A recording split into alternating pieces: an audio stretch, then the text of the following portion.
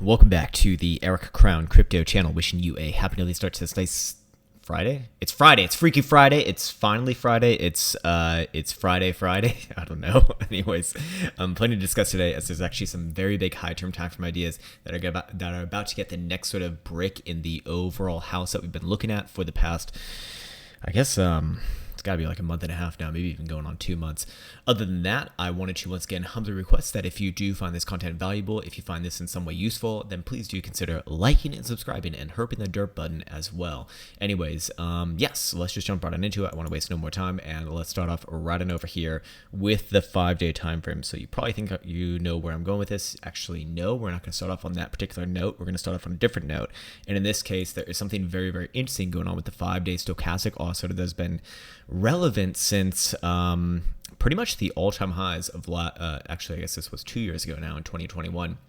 Starting off with September 2021. Yeah, that wasn't the all-time high, but you'll get the idea in a second here. Anyways, as you can see, the 5-day stochastic oscillator has been working on this nice trendline regression going on for, again, almost close to 3 years now. And this has essentially governed a lot of the major highs throughout that time as well. Starting off with this high right here. This was a nice rejective high coming in from that $52,000, $53,000 region. Then, of course, the all-time high a few months later. And then more recently in April on the bull trap that led Bitcoin down from about $45,000 to kind of our current area as it is right here.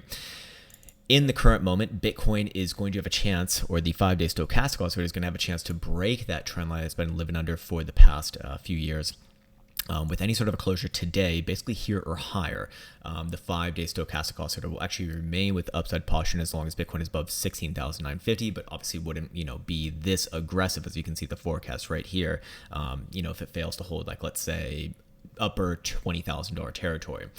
So that is going to be clarified as soon as tonight, assuming that Bitcoin doesn't dump out to all damn hell, which is obviously possible. We've seen crazier things than that happen in a day's worth of time frame. But so far, so good. And I should also denote that the 5-day stochastic oscillator is supported by the DMI as well here. And I also forgot to add, but yeah, we do have that nice trendline regression coming in from the last few major lows as well, which has gotten accurately our current low here. Anyways, now into something that you perhaps are more familiar with. This is going to be the 5-day volatility versus stochastic momentum chart. 5-day BBWP, which represents volatility, aka the dispersion of returns getting down to extreme lows, which defined as anything below 15 percentile or more over the past almost 5 years, has led to a natural expansion phase, as it's mathematically programmed to, which has led to an average move born upon that signature of about 42.35%, done over the course of an average of about 37 days from the setup being confirmed.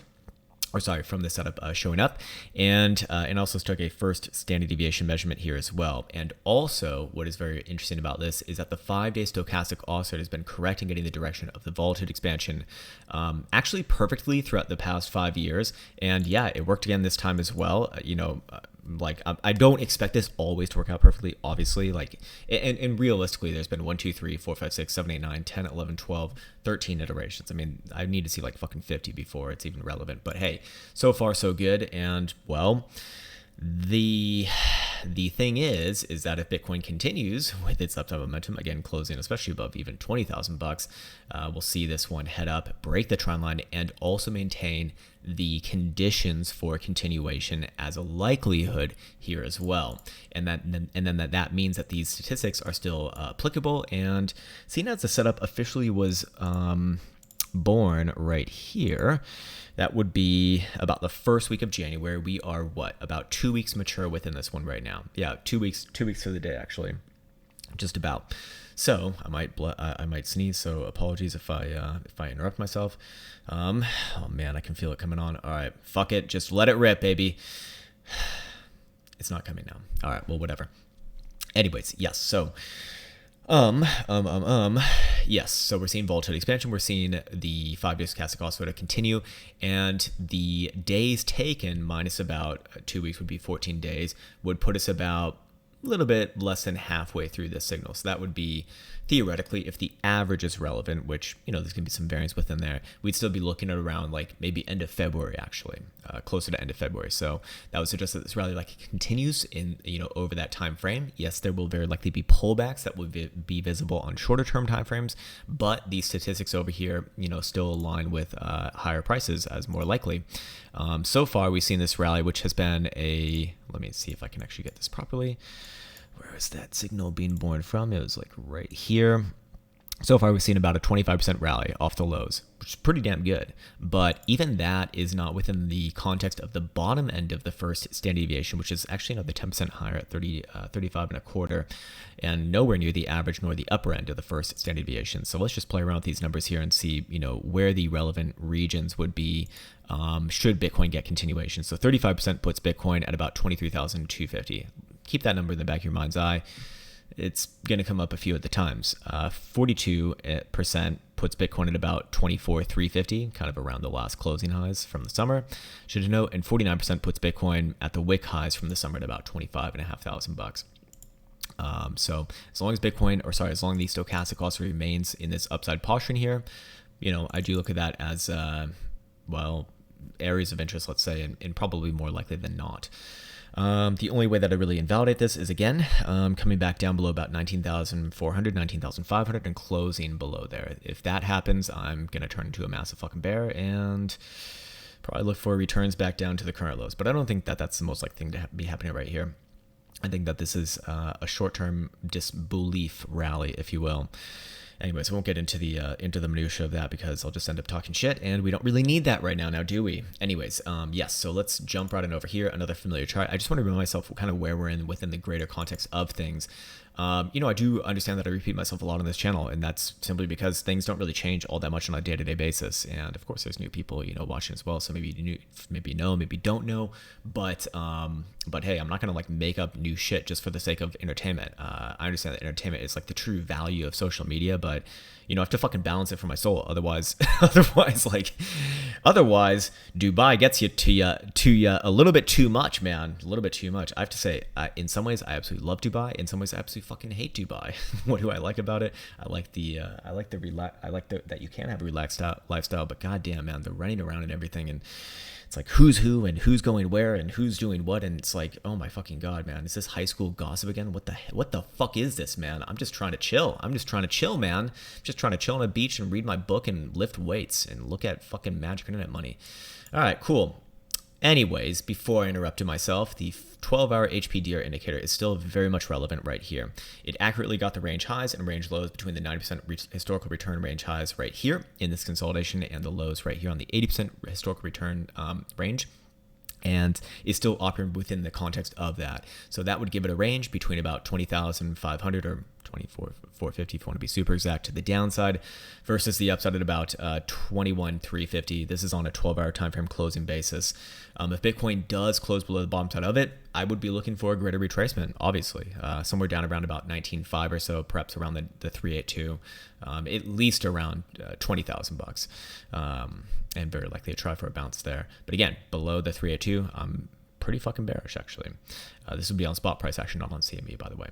Anyways, and to the upside, and what I actually think is more likely here, because Bitcoin is grinding up against this resistance, which typically is a sign of continuation. I'd be looking for big moves up. How big up might you be asking? Well, we can go and reference the quant data over here, the quant statistics for the 12-hour HPDR short scalp, which is this particular setup where when Bitcoin or whatever asset closes above the top side of the blue range highs, which is the 50% historical range highs, we then look for when volatility starts to contract alongside still being above that, those range highs. And that happened right here on this green vertical bar. And that initiates this setup as to where, traditionally speaking, statistically speaking, I actually do think that downside is a little more likely. Although, not significantly more likely. Out of 50 iterations with this particular setup, 31 worked out in this fashion. That gives it a 62% strike rate. Took about 7 days on the win side for this one to play out versus about 6 days on the loss side to play out, and we've already eaten up a lot of days within that. This started on the 16th. We're now the 20th, so 4 days minus that, so that'd be 3 days. 3 days versus 2 days. So yeah, within the next few days, we expect this one to continue, if it is going to do that.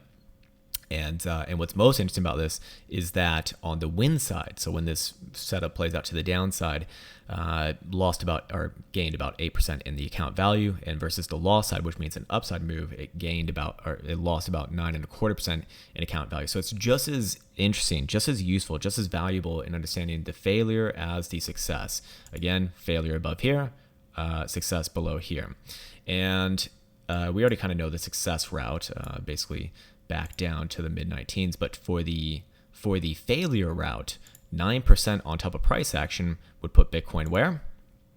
Well, that's a little bit too much, but about 23,200 to 23,000 ish, which aligns with what we looked at over here. Very fucking interesting now, isn't it? We can take that another step further later on, I guess, if you really want. But in the meantime, I would once again like to reference stochastic momentum, see what essentially is happening here.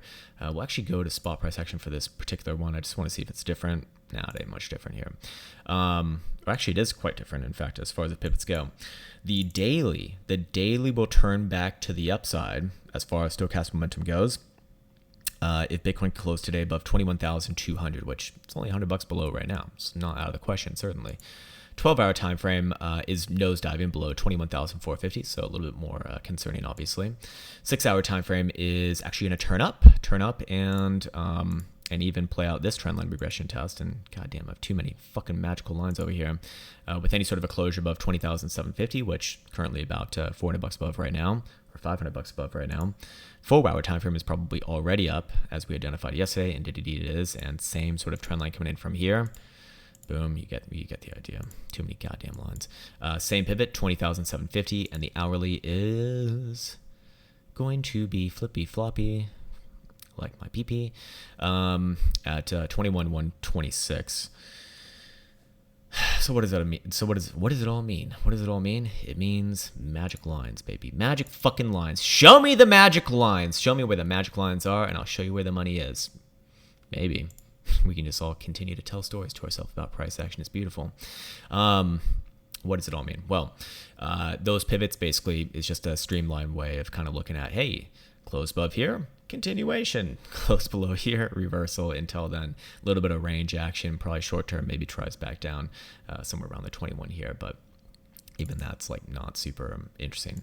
The 4-hour did confirm its hidden bullish divergence as we accounted for yesterday. So I would generally be looking for, maybe an intraday or maybe tomorrow over the weekend, test back up towards the range highs. That doesn't imply a break of the range highs, but obviously if that happens, that would put a lot of these stochastic oscillators in a position to continue to the upside as well. And at that point, I do think still it's a lot more likely that Bitcoin tries for one more move to the upside. Oh, what's that? Around the 200 moving average? Where's that? 23,170. Oh, that's pretty fucking interesting. That number keeps on popping up now, doesn't it? So yeah, and probably stop along the way at like 22.5 or some shit like that as well. Some shit like that. Very technical, Krown. Nice. Very, very nice. Yeah, I think that's a good place for me to be leaving this one off.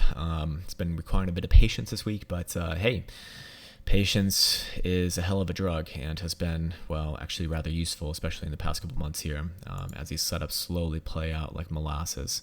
Again, I want to reiterate the importance of 20,500 to the downside, and especially 19,500 to the downside, or 19,400, let's say.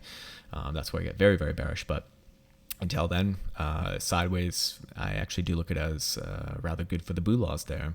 And maybe into next week, probably tries for one more leg higher. At least that's what these statistics would say is a little bit more of a likelihood here.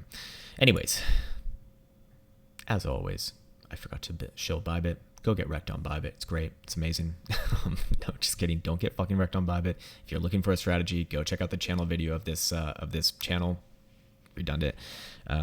It'll show you an actual viable strategy. No, it's not optimized, but it'll at least work, or at least that's the way that it was back tested, which the results shouldn't really change too much. In fact, I've back tested it more recently, and yeah, still very, very similar. I think even improvements in some regards as well. There's a link there for the old Bybit shill, 0% on maker fees for derivative contracts. I believe only my link allows for that. And yeah, wishing you the best as always. Take care, much love, and see you hopefully soon.